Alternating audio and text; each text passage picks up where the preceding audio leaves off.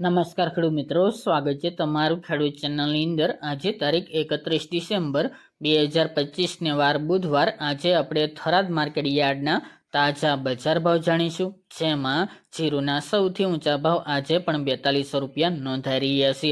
હાલ મિત્રો જીરુ વાયદામાં તેજી હોવાને કારણે જીરુમાં સતતપણે સામાન્ય વધઘટ સાથે વેપાર થતો જોવા મળી રહ્યો છે। નવી સિઝનમાં જીરુના ભાવ ચોક્કસપણે સુધારા તરફ જોવા મળી શકે છે। તો ચાલો મિત્રો આપણે જાણી લઈએ કે આજે થરાદમાં રાયડો, જીરુ અને અજમાના ભાવ શું ચાલી રહ્યા હતા।